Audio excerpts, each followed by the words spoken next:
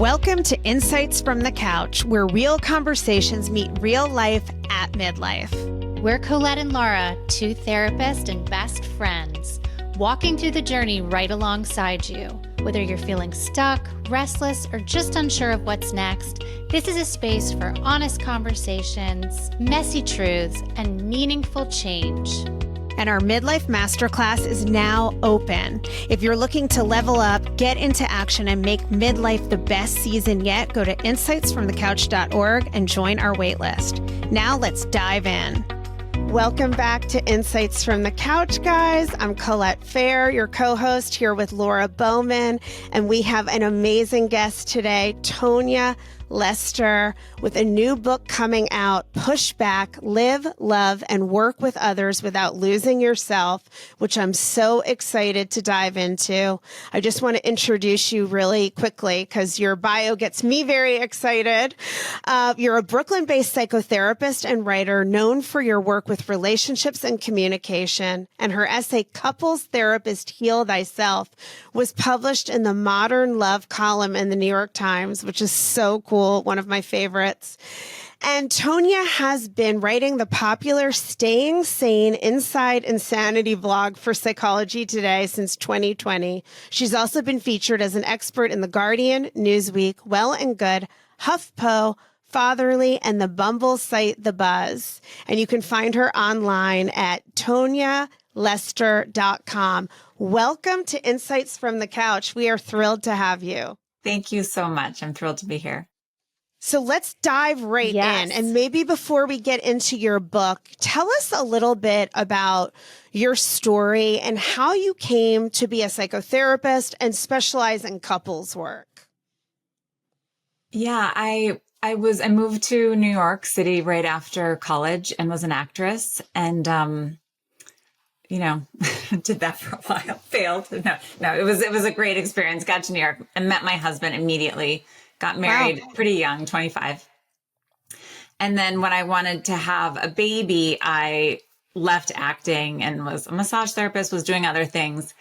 And then when we had the baby, I got so focused on my husband's career with this idea of that he was sort of the star of our relationship, and I would be pouring my resources into him and the baby. And I did, and he was successful.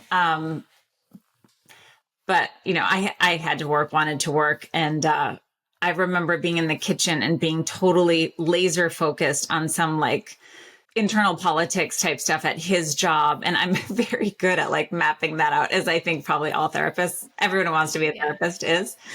And I remember having a voice come to me. It's the only time this has happened in my life where I felt like I had an outside force telling me what to do. It said, Tonya, you should be doing this for yourself. You need to invest in yourself. I love that. Yeah, I went to graduate school and became a therapist, had another baby right after graduate school. And then really when I started, I did a lot of work around trauma and kind of ended up working with a couple that a colleague saw one of the pair for some trauma work. And just right away, I definitely don't think I was great right away, but I was like, oh, this is what I'm going to do. I'm going to work. I see individuals too, of course, but I worked primarily with couples and really feel like that relationship, if you're married, it's the foundation of your whole life. And so it makes sense to get an expert in there if there are some problems. And really, as many have said before me, right, our lives, if the quality of our relationships is the quality of our lives. And I want to help. So you really, that was the work that really spoke to you. 100%. Yeah, I felt the same way.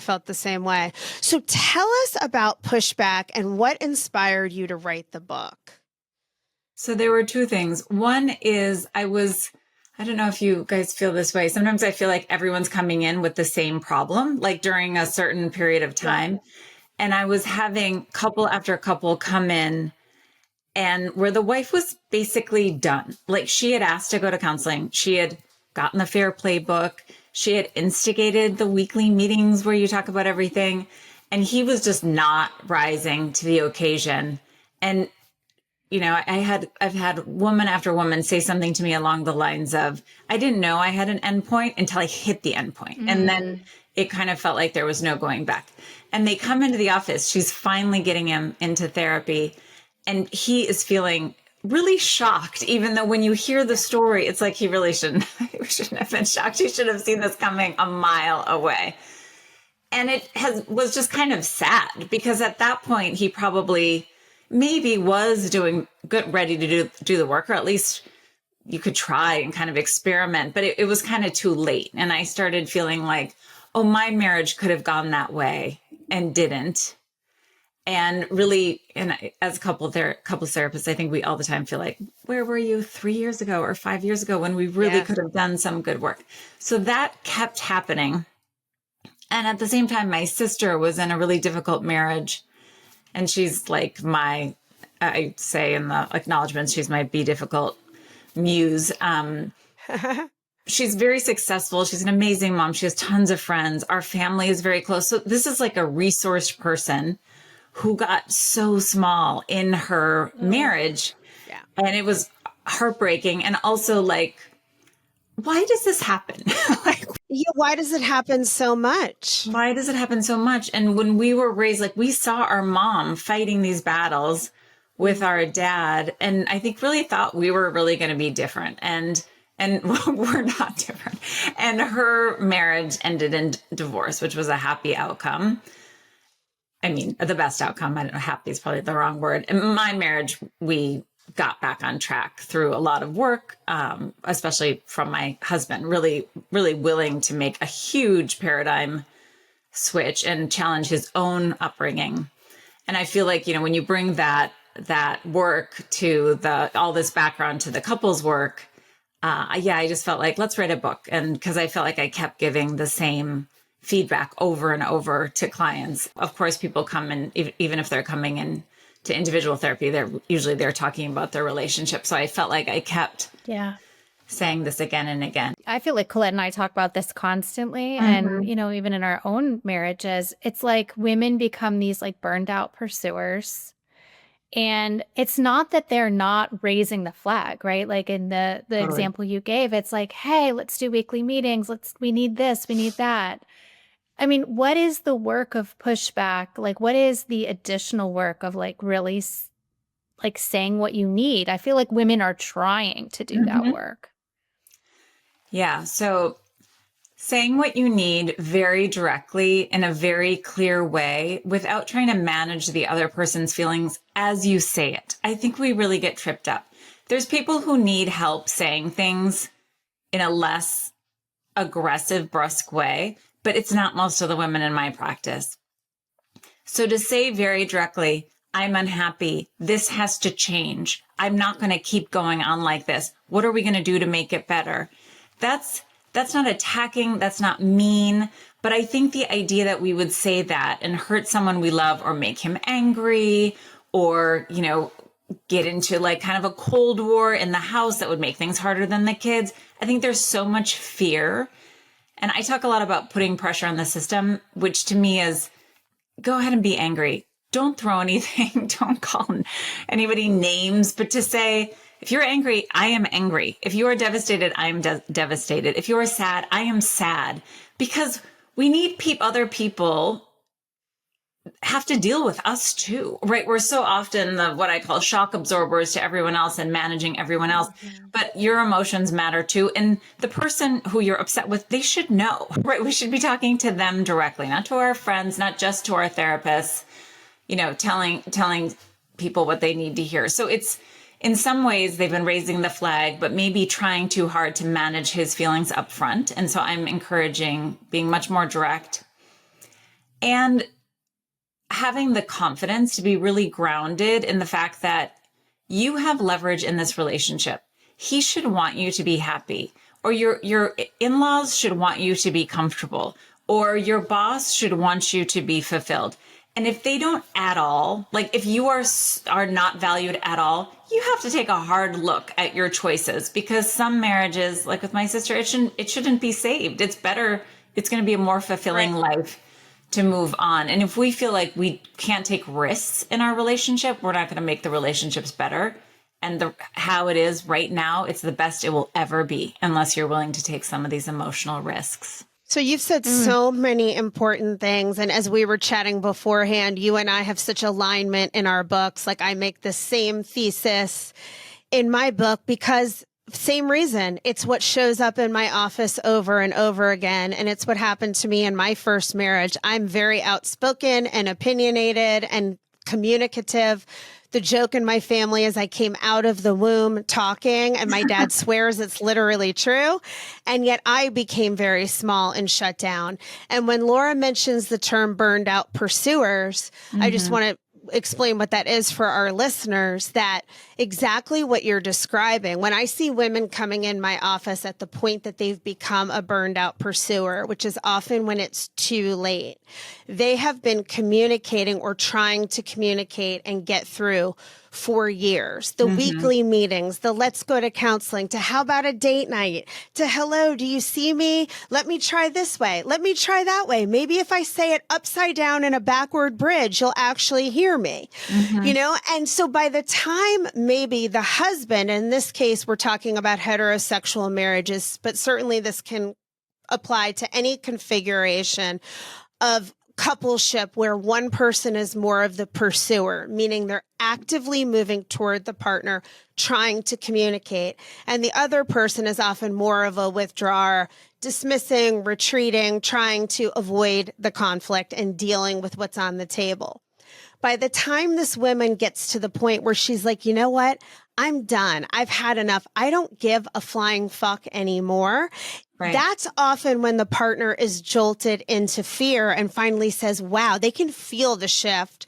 This woman is out the door. That's and right. Suddenly they're scared enough to activate. The danger that we see in therapy, and Laura, you see it too all the time working with individuals because you have these women in your office, is that by that time that the one partner who's been withdrawing is finally going, oh no, I don't want to lose you. Wait, I'll do a date night or let's plan a trip. That woman has been so burned out for so long.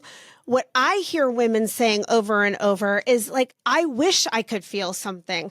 I wish they're angry that finally it took this. I have to file for a divorce for you to give a shit.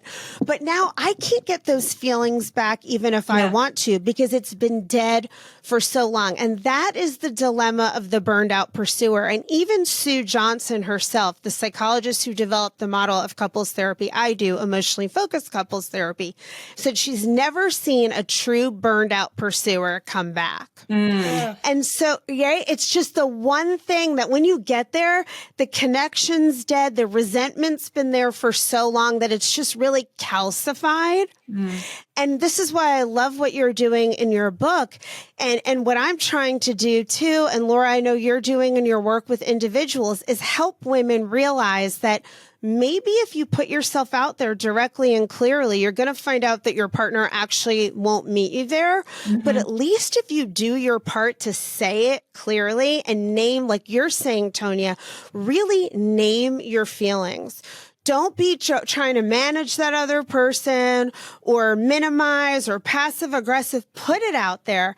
Say how you feel, ask for what you need. And if your partner won't or can't, then you have information to make choices much earlier on. Because all these powerful women just totally lose their voice.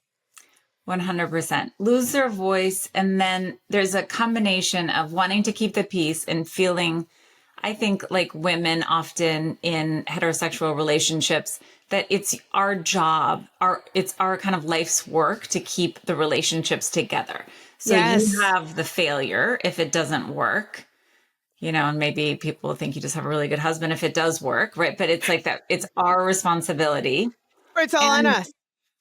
All on us. And there's so much research actually that shows that in same-sex committed couples that they get it right more often because they're not following a model that was set up for them. So they're co-creating their relationship anew, which is something I really encourage couples to figure out, like outside of, don't look at the culture, like what works for the two of you? How do you feel like you connect?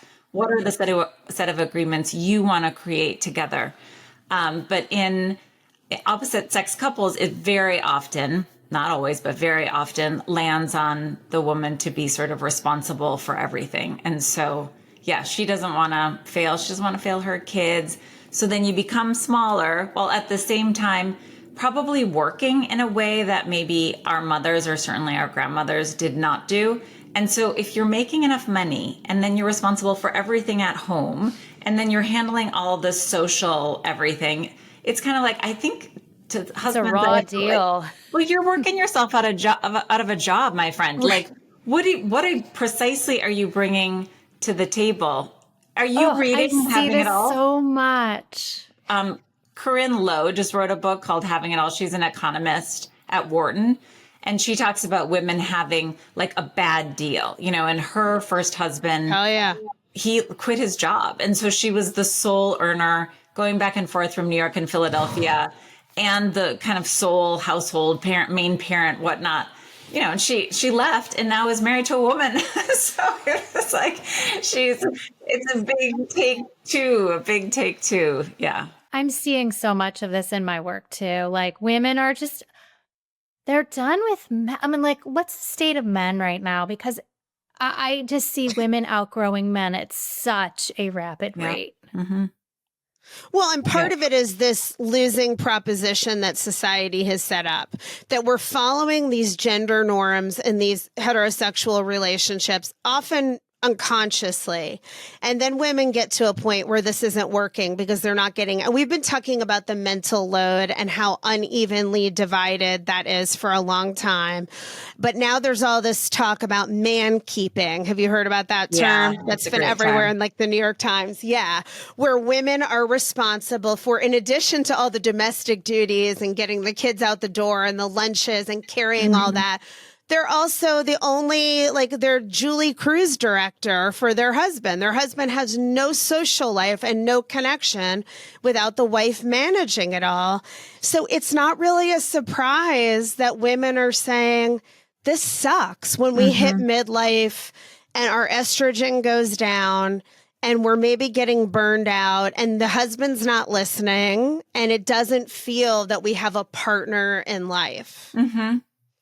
Particularly if we're lucky enough to get our needs met, emotional needs met outside of the family, right? And so one thing I've heard many times post-divorce is women who felt very lonely in their marriages and in their lives because they weren't really talking to friends about it because that felt disloyal and they didn't want anyone to think differently of him. And so they made their own world smaller. And then once that's over and they can kind of talk freely and really invest in friendships, they feel like all of a sudden they have all this like relationship abundance, right? It's not the romantic relationships, but there's a lot of ways to feel loved and connection and fulfilled.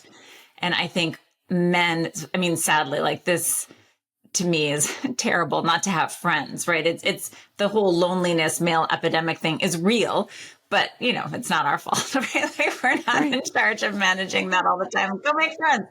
They rely on their wives. Like that's their primary connection. And if that's stale, they don't usually, well, who knows what they do about it? Not as much as they should proactively. But if that marriage ends, they kind of scramble to find another primary partner to attach to. 100%. I always say it's going to be weeks, not months. I know. And therapy's not going to be part of it. It's just going to be like a bar and like, we got to like find someone new as quickly as possible. That's right. So, and I want to ask you about the workplace setting, because you do address that really well in the book. And I think this is so important and not talked about enough. So what are some of the factors that make it problematic for women to be assertive in the workplace? Well, we don't have the expectation necessarily of women to be really assertive in the workplace because women are socialized to say yes to everything.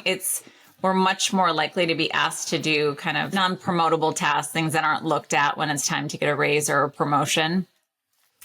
You're not thought of as like a gunner, really like totally laser focused, because maybe you're also doing the social committee or taking out the interns or whatever. And that's important, like relationship building work, but it isn't valued in the same way that other work is valued in the workplace. And so there's an idea that we have to be like the moms at work and like kind of feeding and taking care of everybody. And sometimes people enjoy part of that. So, and you don't want it to be exploited, right? I have a friend who's a very, very high-powered attorney who's this insanely good baker. So she brings shortbread to meetings and whatnot. And at first I was like, I hope that's sending the right message, but she's fine. She's very successful. So sometimes it's even stuff that we like to do, we want to do, but then we get kind of shuffled into a corner, taken off the more high-powered, higher-paying track, and ultimately are sidelined and regret it. And then when we try to speak up, right, we know intuitively that we're going to be judged. And you know what? All the research says that we will. All the research says like they're going to think you're a bitch. They're going to think you're unhelpful. And they're just going to ask another woman. It's not like with a lot of these non-promotable tasks, it's like just set up a system. Like just have a list where you go through where everybody takes turns. Like this isn't so hard to solve. Figure it out as an organization, but there isn't the incentive to, which is depressing. And so we have to be like, okay, guess they're going to think I'm an asshole. Have to do it anyways, because this is the only thing that's going to work. And that's hard. That's uncomfortable. We like to be liked. You know, the piece of it, though, that's like so hard as I listen is that, I mean, this is the thing about boundaries writ large, is that you have to be okay with whatever the consequences are. Mm-hmm. So like when you are the person that pushes back at work, when all the research says like, you're not going to be liked for doing this, like you have to be okay with, like, as Colette says, receiving what information you receive. Mm-hmm. And I think that's like a really hard place for a lot of women to get, is like, they don't want to face the ultimate outcome, ultimate negative outcome of like, maybe I have to lose my marriage, or maybe I have to like find another job. Like that's a tough sell for some women, I think. Absolutely. And I get it. And I don't think it's realistic to say that every woman is going to be able to get there, right? I think if you can't bear the end of your marriage, you're not going to risk your marriage. If you can't bear taking professional risks, you're not going to, right? And then that has to do with a lot of self-work. And I think where some, individual therapy can help a lot of like, how do I get really grounded in my own self-worth? What needs to be in place so that I can take risks? How do I position myself so that this doesn't feel terrifying? Risky, yes. Uneasy, yes, but terror is a different thing and then should be explored. I love that you make that distinction. I think that's such an important thing to work on, so that it's not terrifying. It doesn't feel like death. It might feel uncomfortable.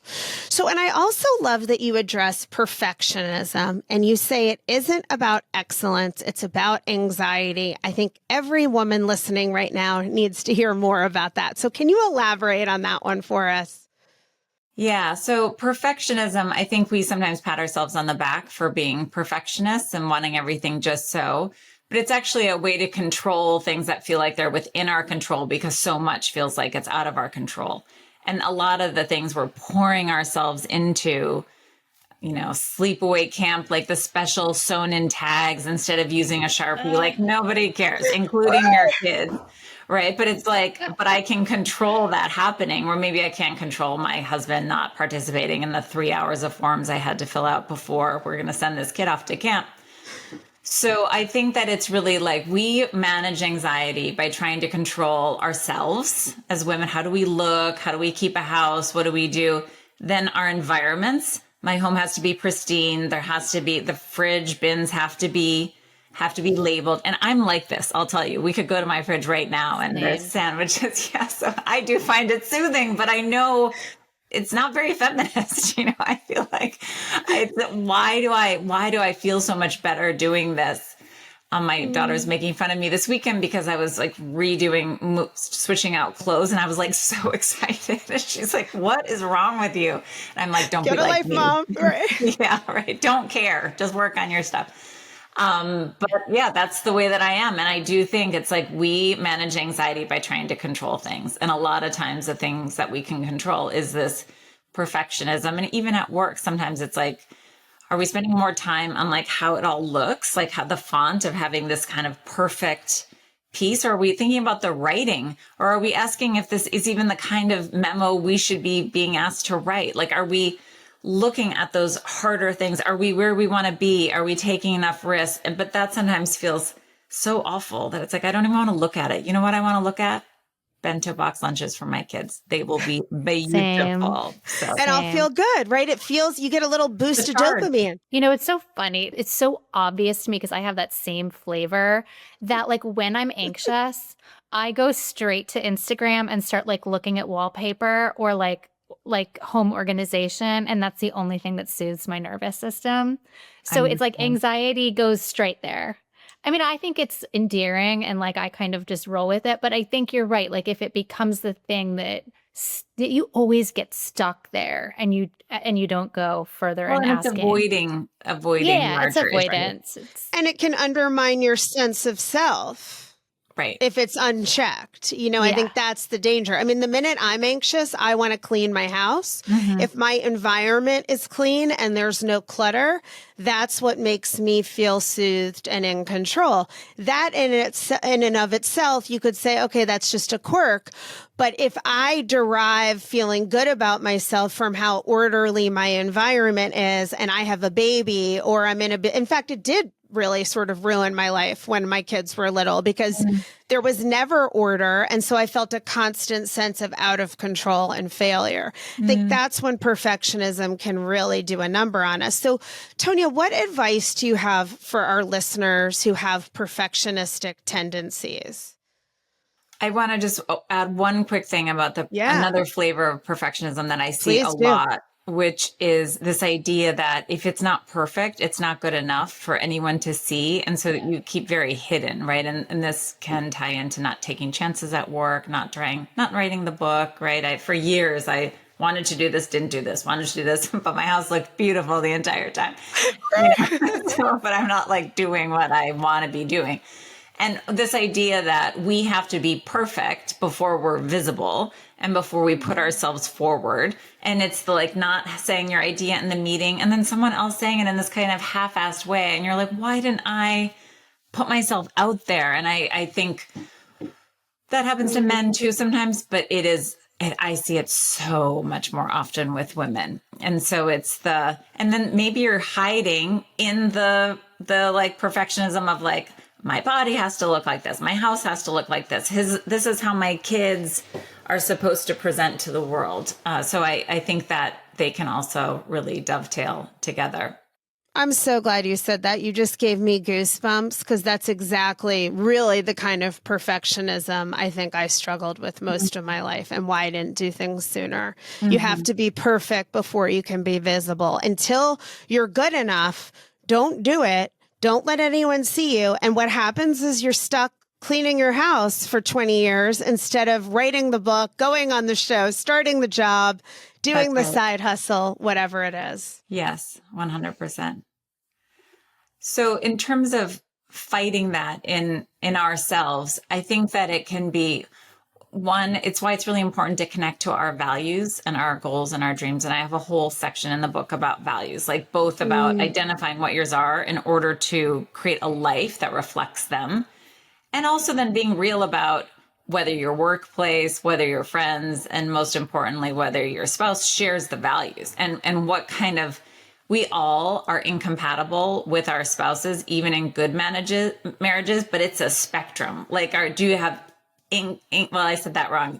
Everyone has incompatibilities, but whether that means you're actually incompatible. And a lot of times that comes down both to someone taking you into account and listening and wanting you to be happy, which is what we were talking about before. Also, what our values are. So just to ask for what I want. And the thing that kills me, and I'm sure you hear this so often in therapy, is women being like, I don't even know what I want anymore. I'm so burnt out. I feel like I'm flat.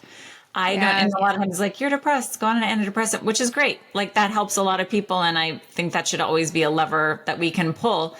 But it's like, what kind of life has flattened you out? Like what happened to that vivacious, fun girl? Like, where is she now? And it's a lot of times like, I don't know her. I miss her and I haven't seen her in years.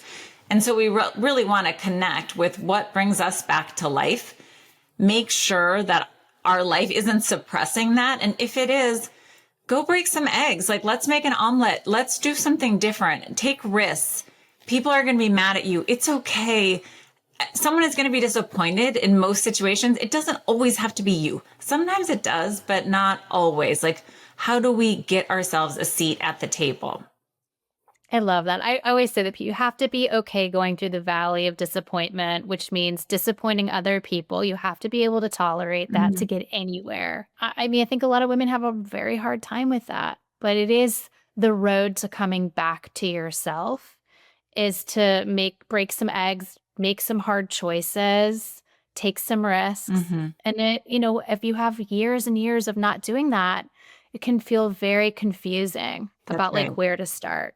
And it's really visceral the way you describe it. I mean, I could feel it in my body. As you said, women being flattened out, just seeing this in people, that it's been so long that they've been disconnected from their core self, that they're just sort of going through the motions. And we know life will give us, especially if we talk about doing all of this emotional labor and over functioning in our relationships. You can be busy from dawn to dusk in your waking hours, sewing in those little labels before the kids go to sleepaway camp and making those perfect bento boxes and planning all the social activities.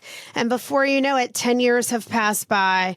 You're a shadow of your former self. You don't know what you want. And you're kind of disconnected from your life force. So it's really hard to begin to figure it out. Yeah. And you're probably also really, really angry at a lot of people around you, whether you're sharing that or not. You're probably Thank you for saying seething, right? Which is, it's not good for you. And just seething without noticing, oh boy, am I angry? I should probably tell somebody. I should probably tell the person, I should probably shake things up a little. Yes. And follow those emotions, because you talk about how resentment and jealousy, and we're even talking about anger now, that those are the weather vane emotions. So say a little bit more about this, because I think this is the key to beginning to come back to life. Yeah, I agree. So if we feel that flat feeling, if we feel angry, if we're jealous, these are emotions that we should flag as something needs to change. Like, these are the weather vanes. This is showing me the wind is blowing in a direction that is taking me to a place I don't want to go. So I need to stop. I need to get clear. I need to think about the support I want. And I need to take these emotions as the gifts that they are and trust the information and not try to talk myself out of what I'm feeling. Really look at what has led me here. What are the choices I'm making to contribute to this? And maybe it is staying in an unhappy situation. And what can I do next? How can I really use this as a wake-up call? I say to people all the time, anything can be rock bottom. Like, you get to decide. And you seething, you can say that that's rock bottom and not have to go even farther before you decide to make a change. And so we can say, oh man, I see this woman at school at drop off every morning. And I just do not like her. And I just have all these feelings of like resentment. Am I envious? Is there a way she moves through the world that just doesn't feel accessible to me that I want?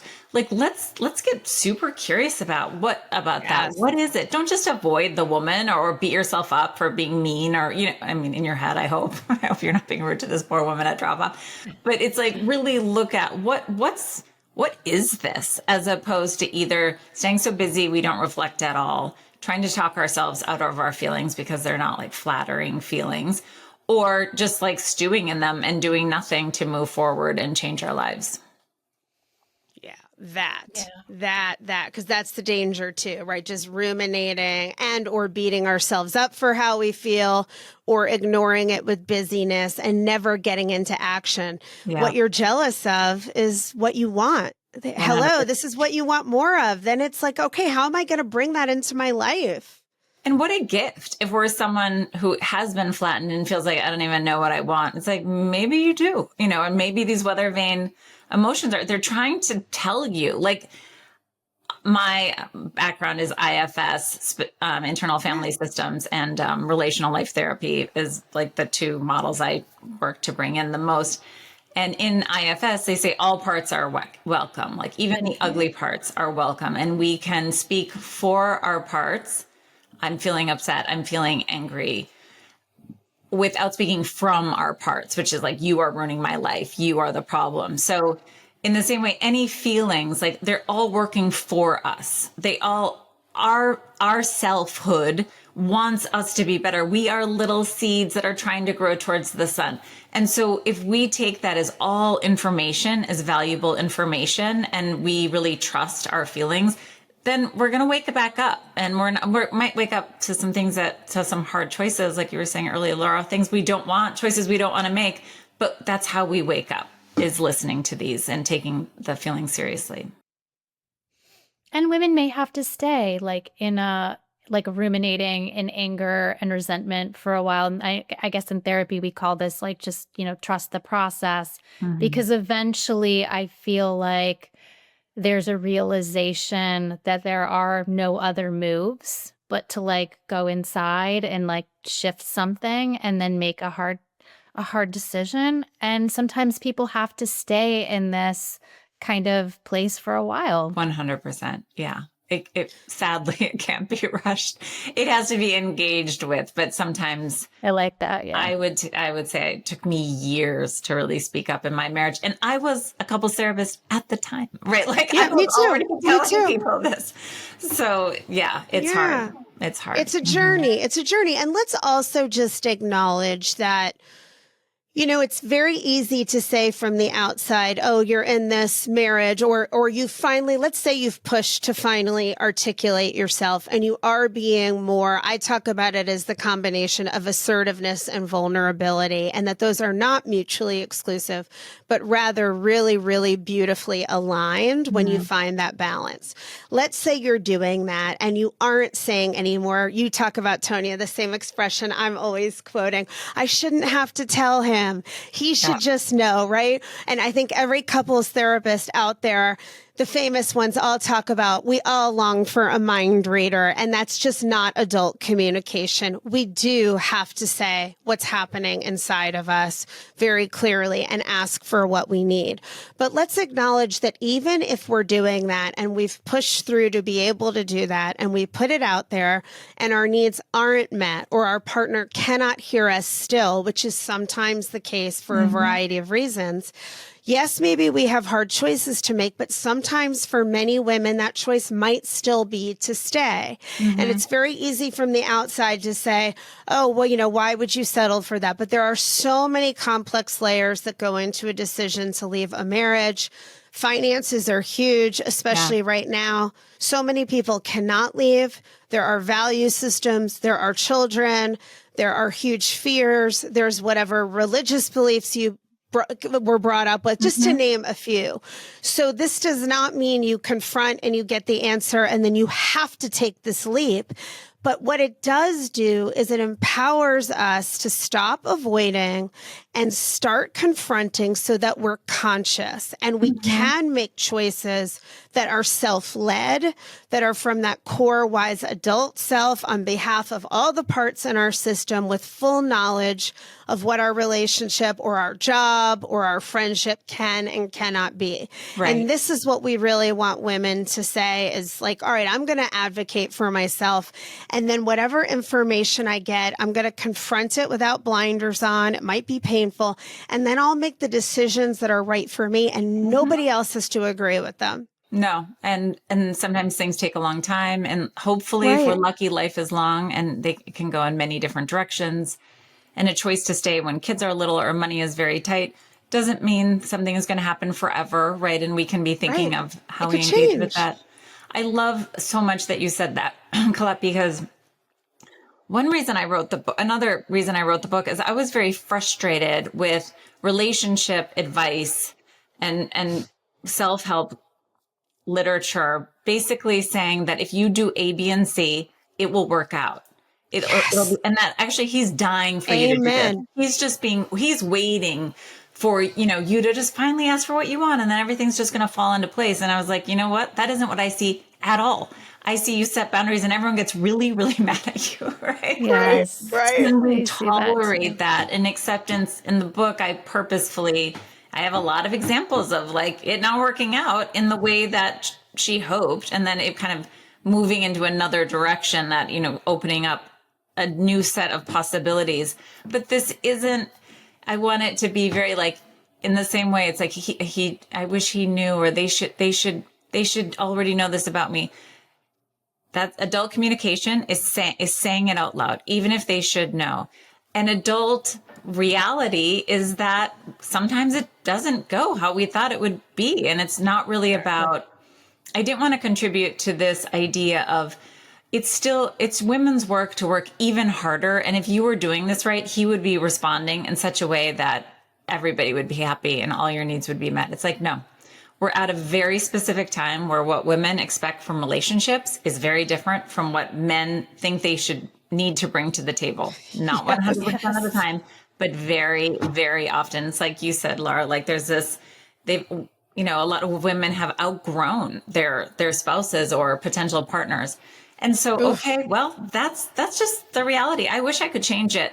I can't. You know, there's a lot of factors at play here. And so the adult thing is to look, accept, and then make the next best step. But do take a step. Do something. Yeah.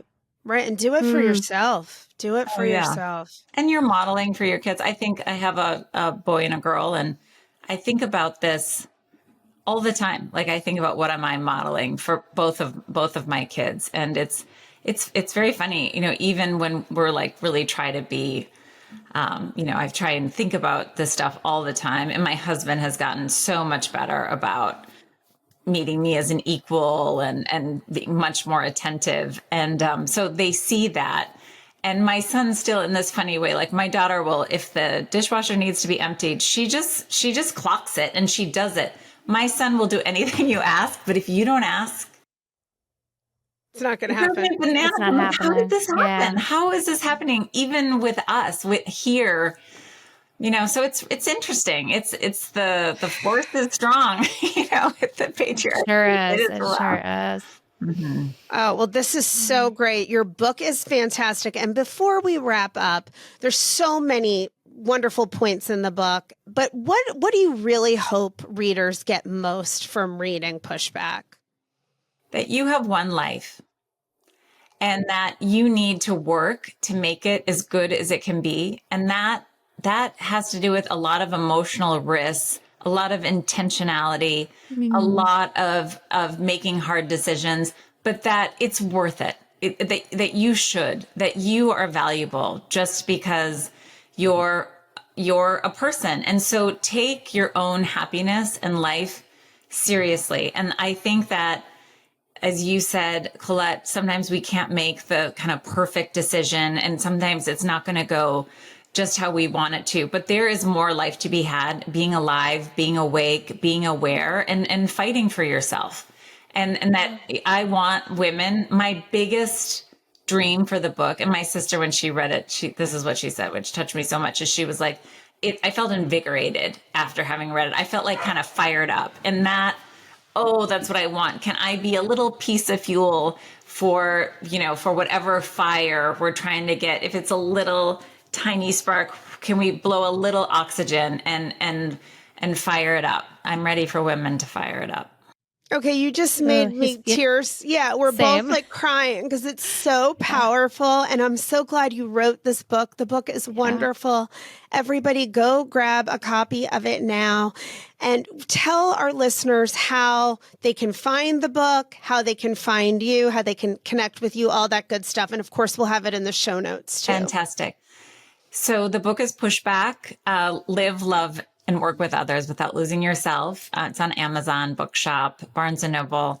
My publicist, she said the one thing that matters is good reviews and Amazon reviews. So if people would be so kind, I'll do a shameless plug for that. Leave her a review, yes. And I have, it's Staying Sane Inside Insanity on Psychology Today. I also post everything on my website, all those blogs, so tonyalester.com.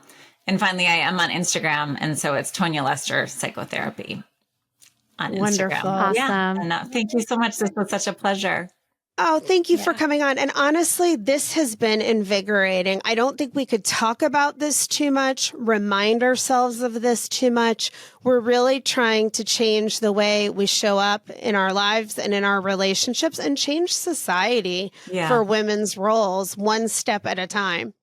Absolutely. 100%. Yeah. And I just want to say, I've been listening to your podcast and I just love what you are doing. I love that, like, you're professionals and friends. And I just think this is really important work. And it's like all of us need to be getting our voices out there and supporting each other. I agree. Yes. Thank you so much for saying that. And thank you for being here. And thanks to you guys for listening. Again, we hope you got some great insights from our couch today. Don't forget to go grab Tonya's book, and we will see you all next week. Bye, guys.